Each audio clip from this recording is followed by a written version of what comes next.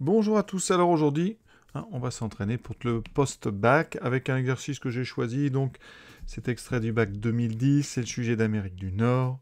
Et donc, on a ce qu'on appelle une suite de fonctions. C'est-à-dire une fonction ici dans laquelle vous avez un paramètre n entier. Ici, n sera un paramètre entier, donc non nul. Vous voyez, pour chaque valeur de n, vous avez finalement une expression différente.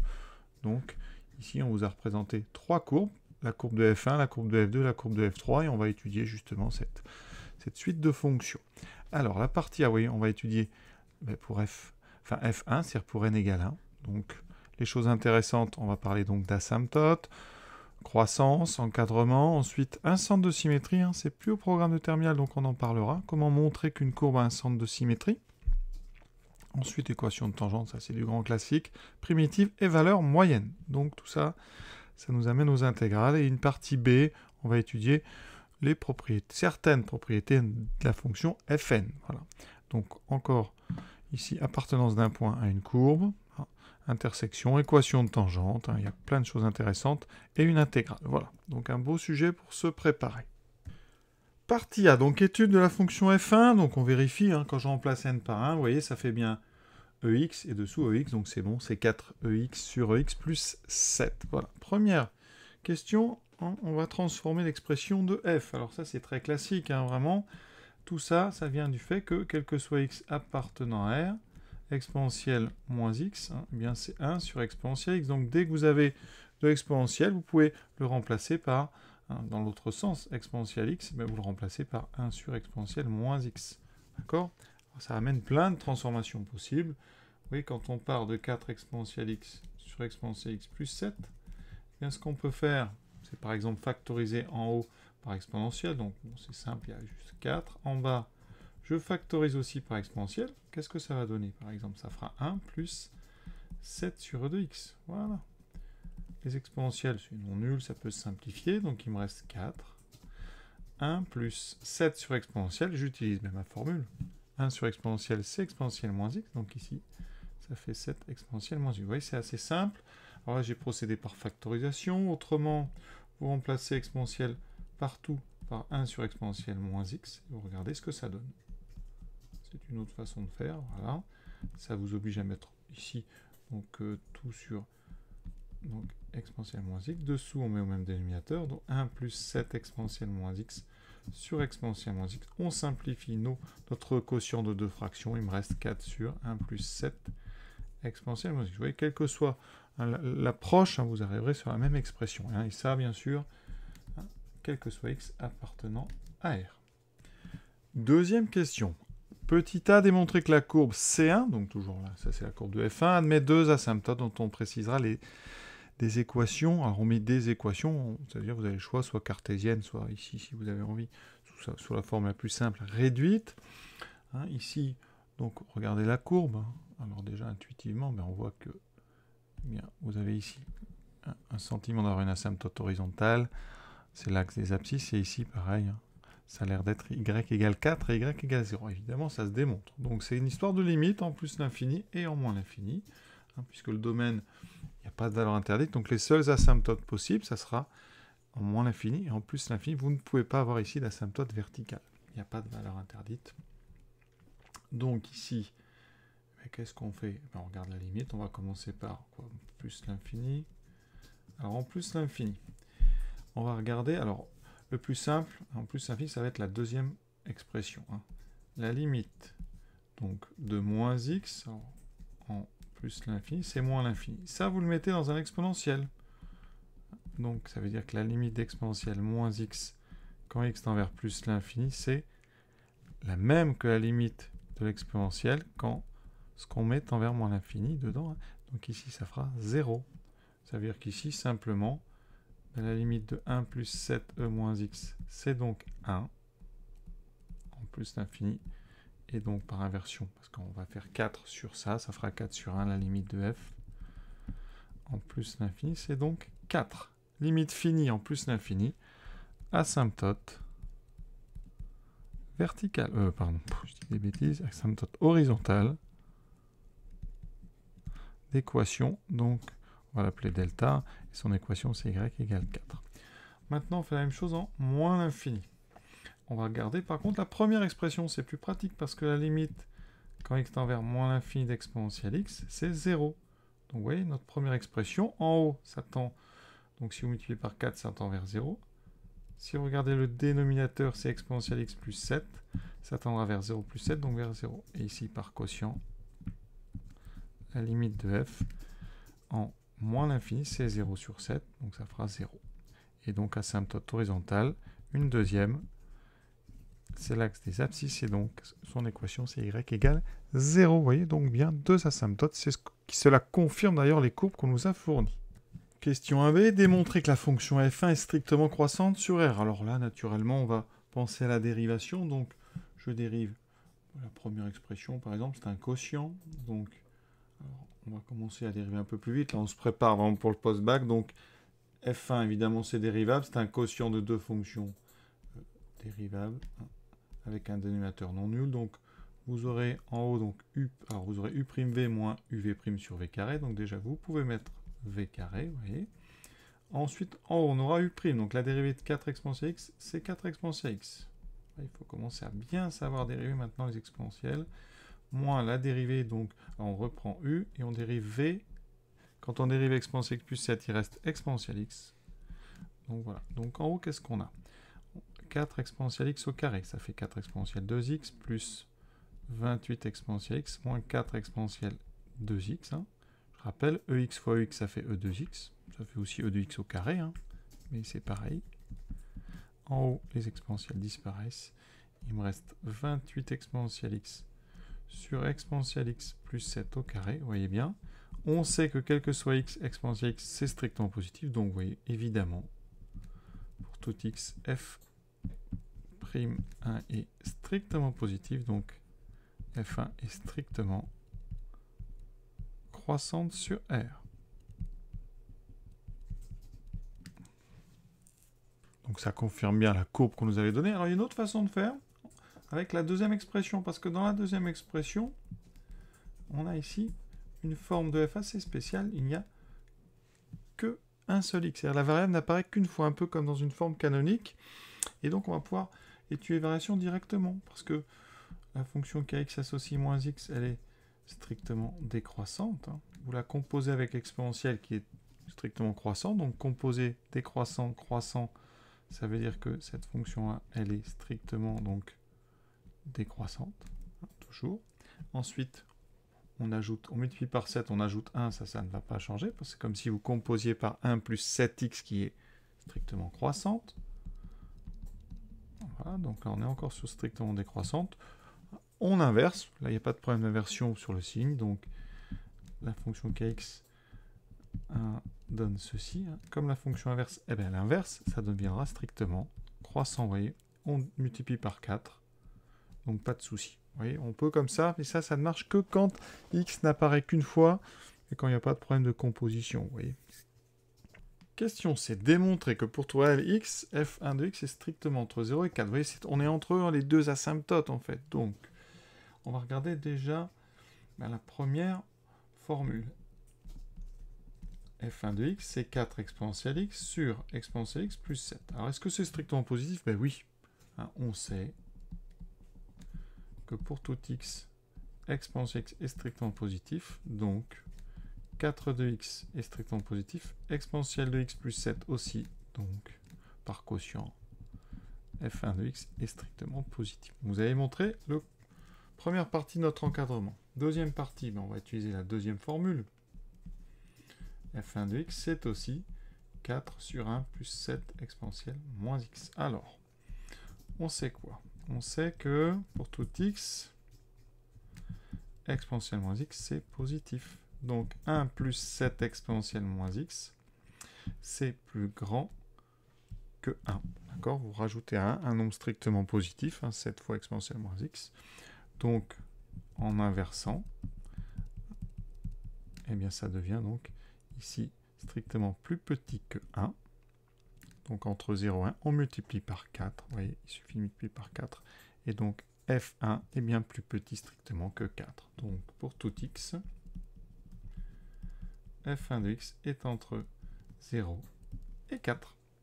Troisième question. petit a, là on est sur un centre de symétrie. Alors ça, c'est une propriété, en tout cas qui n'est plus au programme de terminal, donc il va falloir que je vous la donne ici. Hein. Pour que I soit centre de symétrie de la courbe, il faut que, quel que soit H appartenant à R, parce qu'ici on travaille sur R, il faut que f de x, non f2, pardon, ln de 2, donc l'abscisse de notre centre, plus H, plus f de ln de 2, de ln de 7 moins H, soit toujours égal, donc à 2 fois l'ordonnée du point. Pourquoi ça? Mais parce que vous voyez, j'ai mis 2 fois ici. On va tout diviser par 2, donc il faut que ça fasse toujours 2. Pourquoi? Ben là, ici, en faisant ça, qu'est-ce que vous montrez? Eh bien, vous prenez un point, donc M de la courbe, d'abscisse ln de 7 plus H. Son image, c'est donc f de ln de 7 plus H. Prenez un deuxième point M', coordonnée ln de 7 moins H. Donc, son ordonnée, c'est l'image. Qu'est-ce qui se passe? Eh bien, vous voyez, au niveau des abscisses, effectivement, xm plus xm' sur 2, quand vous calculez ça, vous voyez, ça fait ln de 7 plus h plus ln de 7 moins h. Les ln de 7 restent, il me reste donc 2 fois ln de 7. Comme je divise par 2, il me reste donc ln de 7, c'est-à-dire l'abscisse du point I1. Je fais pareil pour les y. Ici, ça va me donner donc les images. F de ln de 7 moins h plus f de ln de 7 plus h sur 2. Et bien ça, il faut que je démontre que ça fait aussi l'ordonnée de I1. Et comme ça, ben, vous voyez, mon point I1 sera toujours au milieu entre donc un point de la courbe et un autre point. Et donc, ben, ça veut dire quoi? Que la courbe est entièrement symétrique par rapport donc à ce point I. Chaque point de la courbe, parce que chaque point de la courbe peut avoir une abscisse qui s'écrit ln de 7 plus h, ça c'est facile à faire.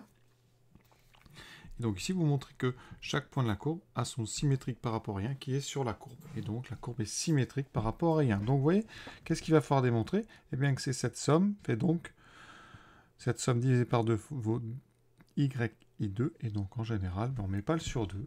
Dans la propriété, on fait ceci. 2 fois donc y de notre centre, c'est-à-dire 2. Donc il va falloir montrer que ça fait toujours 4, quel que soit h réel. Donc on va remplacer ça dans l'expression de f. Alors je vais prendre celle qu'on nous donne dès le début, 4 exponentielle x plus 7. Je remplace d'abord par ln de 7 plus h. Ça fait 4 exponentielle ln de 7 plus h sur exponentielle ln de 7 plus h plus 7.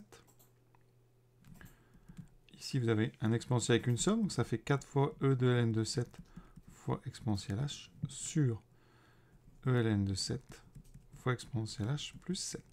D'accord? E de ln de 7, ça fait 7. Donc là, j'ai 28 exponentielle h sur 7. Donc en bas, j'ai un 7. Donc je factorise par 7, ça me fait exponentielle h plus 1. Je divise par 7, il me reste 4 EH sur EH plus 1. D'accord? Et bien on fait pareil. Donc ici, j'avais pris x égale ln de 7 plus h. Donc si je calcule ln de 7 moins h, le gros avantage de cette méthode, eh bien c'est que j'ai juste à remplacer h par moins h. Mon calcul reste le même. Donc j'ai 4 exponentielle moins h sur exponentielle moins h plus 1. Et maintenant, je vais le transformer un peu, parce qu'après, je vais l'additionner à celui-là. Donc, si je transforme, eh bien, je vais donc factoriser par e moins h. Voilà, ici, e moins h, facteur de 1, plus eh. Il me reste 4 sur 1 plus eh. Et maintenant, je vais additionner ces deux choses-là. Et ça doit me donner 4. Regardez, f1 de ln de 7 plus h plus f1 de ln de 7 moins h, c'est donc 4h sur h plus 1, plus 4 sur 1 plus h, c'est le même dénominateur. En haut, je peux factoriser même par 4, et on obtient ceci. Vous voyez, en simplifiant, eh bien, il me reste 4. Donc, qu'est-ce qu'on a montré? Petit bilan, quand même.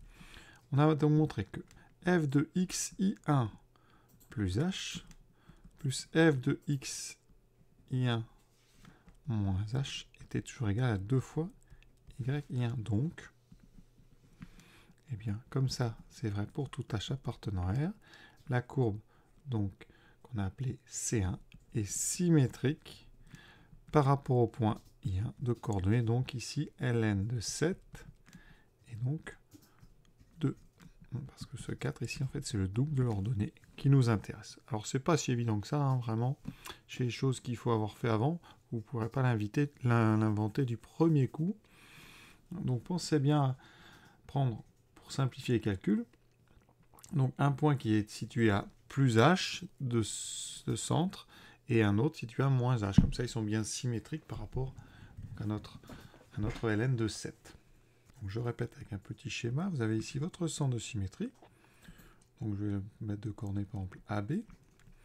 Vous prenez un point de la courbe, hein, ici, M, qui a pour coordonnées A plus un certain nombre, et son image, c'est f de A plus H.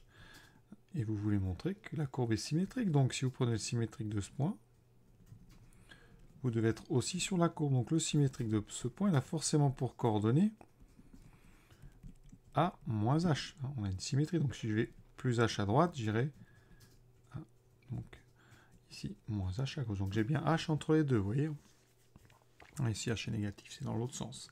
Ensuite, donc mon point est là pour coordonner A plus H. Et ensuite, ici, ça c'est son abscisse. Et son ordonnée, c'est F de A moins H. Et comme vous voulez que M est imprimé pour milieu, le point de coordonnée, donc AB, ben vous êtes obligé de vérifier que F de A plus H plus F de A moins H fait donc 2 fois B. Ce 2, c'est le 2 qui est dans la formule de calcul d'un milieu, c'est tout. Formation à faire. Ensuite, déterminer une équation de la tangente. Donc ça, c'est une application du cours. On a la dérivée, hein. Donc pas vraiment compliqué. Le point I1 a pour abscisse ln de 7. Donc je vais calculer F1 donc, de ln de 7. Alors vu que la courbe, hein, elle est symétrique par rapport à ce point-là, forcément, on va trouver 2. On peut vérifier quand même. Donc ici, quand je remplace, ça fait 4 exponentielle ln de 7 sur exponentielle ln de 7 plus 7. Donc vous voyez, ça fait 4 fois 7, 28. Sur 7 et 7, 14. On trouve bien 2. Donc c'est confirmé. Et j'ai besoin de f' en ln de 7, ce qui me fera 28 exponentielle de ln de 7, donc 28 fois 7 sur 7 et 7, donc 14 au carré. Alors là, il y a plein de simplifications, vous allez voir. Parce que 28 fois 7, c'est pareil que 14 fois 14. Vous voyez, 28, c'est 2 fois 14. Donc ici, mais ça va faire 1. Donc, on va noter ça. F1 de ln de 7, c'est 2. Et F1' de ln de 7, c'est 1. Donc, l'équation de la tangente, T1, c'est simple, c'est y égale donc f', donc 1 fois x moins ln de 7, plus l'image, donc c'est ça. Je vous rappelle la formule, c'est y égale f' de a. Ça, c'est la tangente au point d'abscisse petit a. Donc ici, je n'ai plus qu'à développer y égale x plus 2 moins ln de 7. Ensuite, on vous demande de tracer cette tangente. Alors, pour tracer une tangente, il faut d'abord placer le point sur lequel elle est. Donc, ici, on est donc en ln de 7. Alors, ln de 7, c'est 1,95 à peu près. Donc, on prend 2, hein, c'est plus précis. Vous arrivez juste avant ici. Vous êtes là. Ensuite, vous marquez hein, le coefficient ici. Eh bien, il vaut 1. Donc, la pente est égale à 1. C'est le coefficient directeur de la tangente, le nombre dérivé. Donc, ici, ben, je dois faire une pente 1. Alors, les pentes 1 dans un repère comme celui-là, qui est orthonormal, eh bien, c'est parallèle à la diagonale des carreaux. D'accord? Ça, c'est une pente de 1. Donc ici, ben, on prend une règle et puis on essaie d'être parallèle à ça.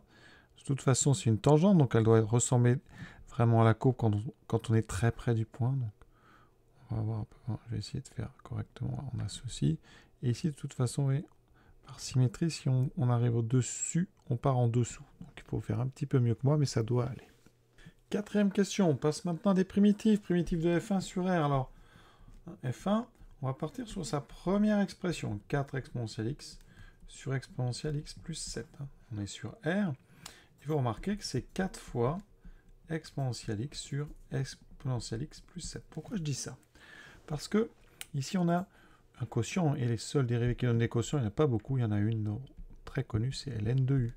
La dérivée de ln de u, si u est strictement positif et dérivable, ça donne ceci. Donc ici, l'idée, c'est de voir quelle serait, on va prendre donc une fonction, je vais appeler g, quelle serait la dérivée de ln de e de x plus 7. Ben, si vous dérivez ça, c'est tout à fait dérivable sur r, et ça donnera donc u en dessous, et la dérivée, c'est exponentielle x. D'accord? C'est ça l'astuce. Donc ici, vous avez bien 4 fois g'. Donc, une primitive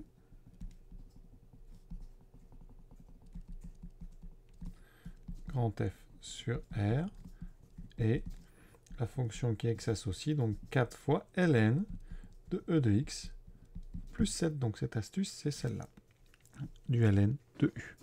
Et dernière question de cette partie A, calcule la valeur moyenne de f1 sur l'intervalle 0,7. Donc la valeur moyenne, je vais appeler Vm, ça sera donc l'intégrale de 0 à ln de 7 de f1 de x dx divisé par la largeur de l'intervalle 0 ln de 7, c'est-à-dire ln de 7. Alors c'est facile à calculer parce qu'on a déjà une primitive. Donc ça sera la valeur de 4 ln de e de x plus 7 entre 0 et ln de 7 divisé par ln de 7. Alors qu'est-ce que ça donne? Je remplace d'abord par ln de 7. Donc ça fait 4 fois ln de e de ln de 7, donc ça fait 7 plus 7, moins 4 ln de e0 qui vaut 1, 1 plus 7, ça vaut 8, sur donc ln de 7.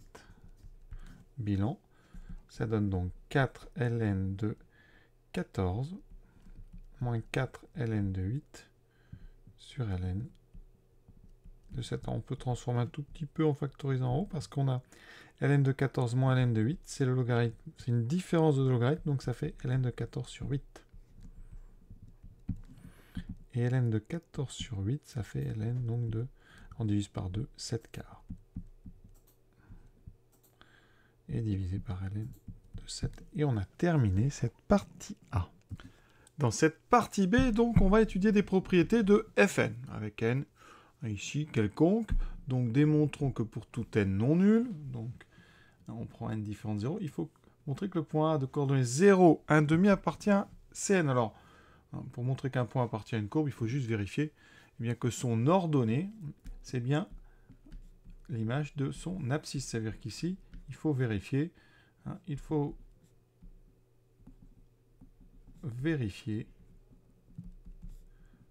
que, alors c'est Fn, la fonction dont la courbe est Cn, il faut vérifier que Fn de 0 est égal à 1,5. Donc on regarde, quel que soit n différent de 0, Fn de 0 est égal à 4 exponentielle 0 sur exponentielle 0 plus 7, ce qui me donne en haut 4, parce qu'exponentielle 0, ça fait 1, 4 sur 1 plus 7, 4 sur 8, effectivement 1,5. Donc, quel que soit n appartenant à n étoile, Fn de 0 est égal à 1,5, donc le point A de coordonnées 0, 1,5 appartient bien à la courbe de la fonction Fn.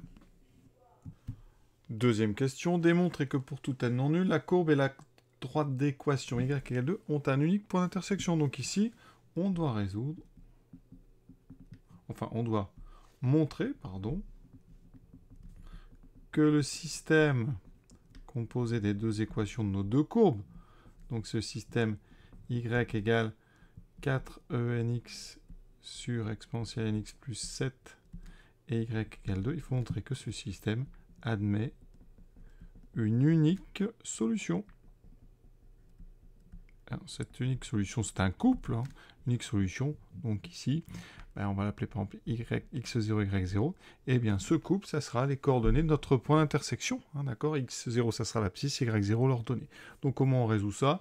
Eh bien, on est amené à résoudre donc 4 exponentielle nx sur exponentielle nx plus 7 est égal à 2. D'accord? Comment résout-on ça? Alors déjà, le dénominateur ici, il est différent de 0, donc on peut faire un produit en croix tranquillement. Et on conserve comme ça l'équivalence. 2 exponentielle nx plus 7, d'accord?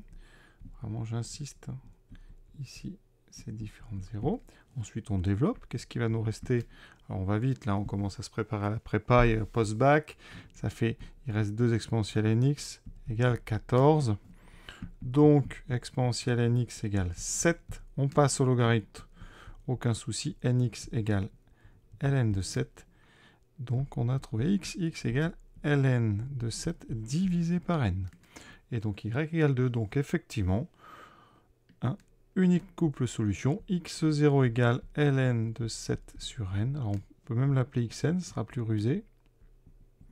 Et yn, bon, ben, ça fait yn égale 2. Donc, ce point, eh bien, effectivement, il a pour coordonnée donc ln de 7 sur n, donc ou 1 sur n fois ln de 7, hein, comme vous voulez, et comme ordonnée 2. Et on a déjà terminé cette question. Vous voyez, c'est une succession de petites questions qui font référence à différents chapitres du programme de terminale et de lycée, donc c'est des bonnes révisions. Question suivante, déterminer l'équation de la tangente Tn à la courbe Cn au point In. Alors on a déjà fait une tangente tout à l'heure, donc j'ai rappelé la formule, il va nous falloir donc la valeur de la fonction pour l'abscisse de In. Donc il me faut donc Fn, hein, parce que c'est la fonction Fn, Fn de 1 sur n ln de 7, et il me faudra la valeur de la dérivée. Donc je vais avoir besoin de dériver Fn, on ne l'a pas encore fait, donc ça, je vais m'en occuper. Hein. Donc ici, alors Fn, je réécris son expression, c'est dérivable évidemment sur R, parce que c'est un quotient. 2 fonctions dérivables, le dénominateur est non nul, pas de souci. C'est encore U sur V, donc je vais le faire directement. Parce que quand on est après le bac, on commence à éviter de rédiger à chaque fois U', hein, donc on essaie d'accélérer le tempo. Donc là, je dérive 4 exponentielle nx, on dérive par rapport à x. Donc il y a un n qui sort. 4n exponentielle nx fois v, donc ça c'est u'v, moins, donc u, v'. Donc j'ai un autre n qui va sortir ici, n exponentielle nx. Mais il n'y a plus le plus 7. Et divisé par le carré. Alors pour le signe, ça ne nous dérange pas en général. C'est un carré, mais ici on en a vraiment besoin parce qu'on a besoin de la valeur. Alors en haut, je développe et je remarque comme dans la partie A ici, eh bien, il y a 2 termes qui vont s'annuler. Hein. Le terme avec l'exponentielle, il me restera le terme avec le plus 7. Donc il me reste 4 fois 7, 28n exponentielle nx sur exponentielle nx plus 7 au carré. Vous voyez, si je prends n égale 1, je retrouve la dérivée du premier exercice. J'ai besoin, moi, maintenant, donc, de cette valeur pour 1 sur n ln de 7. Donc, on va commencer par Fn. Alors, je remplace. On va avoir un exponentiel de nx. Alors, je vais le prendre, je vais le faire à côté, parce qu'on va le retrouver dans toutes les formules. Alors, exponentiel de nx pour x égale 1 sur n ln de 7. Qu'est-ce que ça me donne? Les n se simplifient. Il me reste exponentiel de n de 7. Il me reste 7. Donc, ça devrait aller. Alors, je remplace 4 exponentielles, donc c'est l'exponentielle que je viens de calculer qui fait 7. Ensuite, 7 plus 7, donc ça fait 28 sur 14. On trouve 2. Ah, c'est indépendant de n. Et ensuite, pareil, pour notre dérivée, f', donc de 1 sur n ln de 7. Il me reste donc 28n fois 7 sur 7 et 7, 14 au carré. 28 fois 7, je l'ai déjà dit. Je vais peut-être le réexpliquer pour ceux qui n'avaient pas bien compris. 28, oui, c'est 14 fois 2. Donc si je le découpe, vous voyez, j'ai bien 14 fois 14. Donc tout se simplifie, il me reste uniquement n. Assez drôle ça.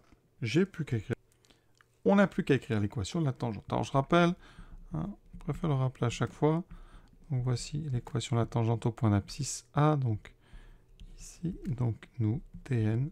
Ça sera donc y égale n fois x, ça c'est un x, hein, moins 1 sur n ln de n, plus 2.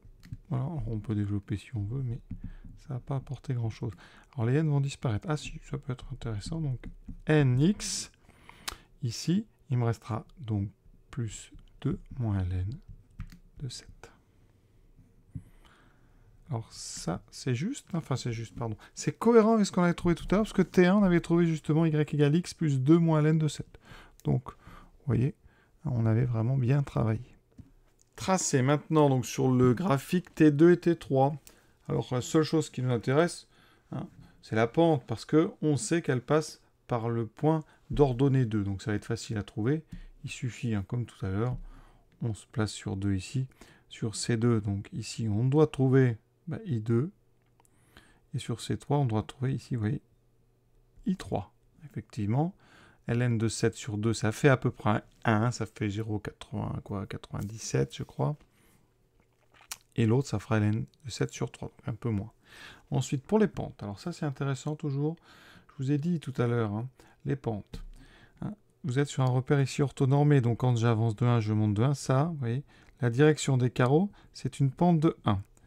Donc ça c'est 1. Une pente de 2, quand j'avance de 1, je monte de 2, donc une pente de 2, c'est comme ça. Une pente de 3, quand j'avance de 1, je monte de 3. Donc voilà. Avec une règle, ça aurait été plus joli. Mais vous voyez, voilà comment on peut comme ça rapidement quantifier des pentes. Donc ici, de toute façon, on va placer la tangente. On n'a pas trop de choix parce que les courbes sont tracées. Donc il va falloir respecter un petit peu quand même. Hein, évidemment, la notion de tangente. Tangente, c'est une droite qui, quand on se met près du point considéré, ressemble vraiment à s'y méprendre à la courbe si on fait un zoom. Donc là, on n'a pas trop le choix, la droite elle est comme ça. Alors ici j'avance de 1, je vais monter de 3.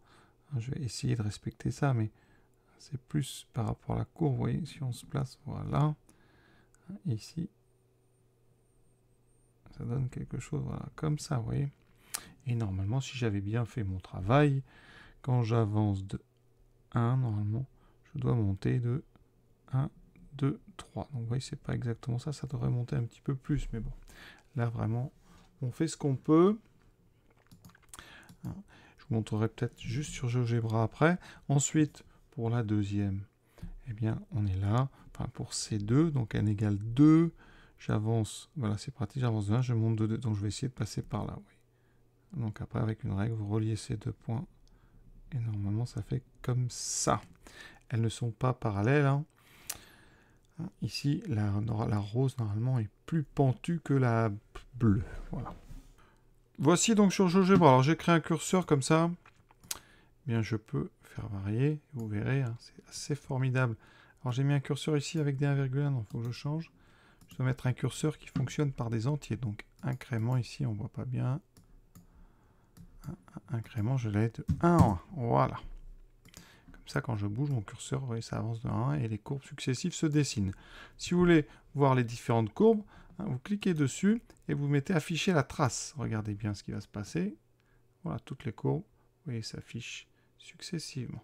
Et si vous en avez marre. Et ensuite, si vous voulez effacer tout ça, vous appuyez sur, je crois, CTRL F. Voilà, c'est ça. Voilà. Si vous voulez plus qu'il y ait la trace, il faut recliquer donc sur votre fonction et enlever afficher la trace. Et CTRL F, en tout cas sur mon ordinateur, c'est comme ça. Voilà, donc on va s'intéresser nous à N2 et N3. Donc ici, je vais mettre quand même la trace, qu'on est tout, N2 et N3. Alors on va placer notre point IN. L'avantage de GeoGebra, j'ai créé un curseur, je peux écrire ln de 7 divisé par n. Le n, alors, le programme sait ce que c'est.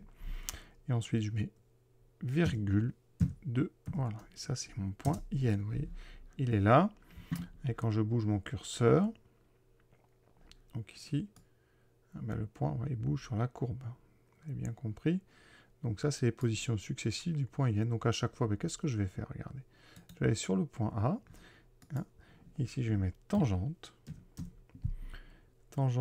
donc ici, au point donc qui s'appelle A, je mets A, et ensuite je mets alors la fonction, je l'ai appelée f, voilà.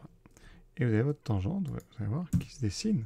Donc je vais mettre en couleur pour que vous voyez quelque chose, mais c'est vraiment très très bien GeoGebra pour ça, vous voyez. Et quand je vais bouger, ça c'est donc une pente de 1, vous voyez, on est dans la diagonale des carrés unités. Maintenant, je bouge mon curseur de 1, voilà. Maintenant, quand j'avance de 1, vous voyez qu'on monte bien de 2, c'est ce qu'on voit en tout cas, et quand je mets à 3. Quand j'avance de 1, je monte de 3. Donc voilà mes tangentes. Alors si vous voulez que les tangentes restent affichées, vous cliquez sur la tangente et vous mettez afficher à trace. Comme ça, regardez. Hop, toutes les tangentes restent affichées. Et voilà. Donc voilà ce que je voulais vous montrer sur GeoGebra. L'exercice n'est pas terminé. On a encore une intégrale à calculer. Voilà donc cette dernière question. On étudie une suite. Hein, dans le terme général, c'est une intégrale. Alors, elle correspond à quoi cette intégrale, hein? Parce que regardez, vous avez l'intégrale de 0 à ln de 7 sur n, donc vous voyez, ça c'est le point, l'abscisse du point in, donc tout ça c'est lié. Hein. Et vous avez l'inverse devant, vous avez n sur ln de 7, ben ça, vous devez reconnaître, hein, on fera une interprétation graphique avec ça après, c'est l'intégrale donc de fn de x dx sur un segment, et on divise par la largeur de ce segment, ln de 7 sur n, donc en fait ici, ben, c'est tout simplement la valeur moyenne de fn sur l'intervalle 0, ln de 7 sur n. Donc sur le dessin, pour ma courbe en bleu, par exemple pour C1, c'est donc la valeur moyenne du point qui est là jusqu'au point d'ordonnée 2, c'est-à-dire ce qu'on a appelé I2. Voilà, donc vous calculez l'intégrale et vous divisez par la largeur. Et c'est pareil pour les autres. Et donc cette valeur moyenne, on va montrer qu'elle est constante. Et on vérifiera même ça avec GeoGebra. Alors comment on calcule cette intégrale? On avait fait déjà une intégrale avec f1, c'était pour donner le ton. Hein. Ici on a 4 fois exponentielle nx sur exponentielle nx plus 7dx. Donc ici vous avez presque une dérivée. C'est la dérivée de qui? Ben, regardez, si vous prenez g de x égale ln de exponentielle nx plus 7. Ça c'est tout à fait dérivable, on est strictement positif dedans. G', vous savez très bien, on dérive. Ça fait n enx sur enx plus 7. Donc on a presque ça, mais on n'a pas le n. Donc ben, moi, qu'est-ce que je fais? Je l'écris. Et comme j'ai pour la monter, je le divise en même temps. Et donc, j'aurai comme primitive, ben, il y a le 4 sur n qui va traîner, je peux même le mettre devant. Et dedans, j'aurai g. Donc j'aurai ln de exponentielle nx plus 7 entre 0 et ln de 7 sur n. Et on va encore avoir besoin de mon petit exponentiel. Donc je remplace, alors j'ai le 4 sur n qui est là, ensuite j'ai ln de quoi? L'exponentiel, je l'ai laissé, ça fait 7. 7 plus 7. Moins 4 sur n, ln de, on remplace par 0, ça fait ln de 8. Donc c'est un peu comme ce qu'on a fait tout à l'heure, hein. Ça fait 4 sur n, fois ln de 14 moins ln de 8, donc ln de 14 sur 8 qui fait 7 quarts. Et donc, je m'aperçois que j'ai oublié quelque chose. Vous voyez ici, j'avais un ln de 7 sur n, donc il faut bien que je le laisse. Hein. C'était donc n sur ln de 7 en coefficient. Donc je vais le retrouver ici. Donc vous penserez bien ici à multiplier par n. Et en dessous par ln de 7. Donc tout ça est multiplié par n sur ln de 7. Donc mon résultat final aussi. Donc fois n sur ln de 7. Et ça me donne, vous voyez, après simplification, les n s'annulent. Il me reste donc 4 ln de 7 quarts sur ln de 7. Et donc, vous voyez que ça ne dépend pas de n. Les n se sont simplifiés. Donc, ça veut dire que c'est constant. Et on a terminé la question. Vous pensez bien quand même à rédiger une constante. Et donc là, on va regarder un petit peu notre courbe. Alors ici, j'ai mon a. Alors a, c'est in en fait. Hein, j'ai pas envie de changer son nom. Donc, je vais faire quoi? Eh bien, je vais mettre donc intégrale de la fonction, donc ici elle s'appelle f, hein, mais en fait c'est fn, entre 0 et donc le point ici A. Donc je vais retaper exactement cette formule que j'avais tapée. Son abscisse, c'est donc ln de 7 divisé par n. Voilà. Et ça, je divise donc par la largeur de l'intervalle, c'est-à-dire n ln de 7. Donc je vais écrire ln de 7 divisé par n. Voilà. Et normalement, ça doit être constant. Ça donne 1,15. Eh bien, je vais bouger et mettre pour n égale 2, ça ne doit pas bouger. Voilà, vous voyez. Et donc, c'est parfait. Alors, on ne voit pas l'intégrale parce que je ne l'ai pas matérialisé. Donc, je vais matérialiser l'intégrale quand même. Voilà, donc f entre 0 et donc ln de 7 divisé par... Alors, c'est un petit peu long, mais c'est vraiment pour vous montrer. Ça, c'est donc l'intégrale. Et si on divise par ça, par la largeur de la base, ça fait une constante. Voilà. Évidemment, l'intégrale diminue, hein, vous voyez.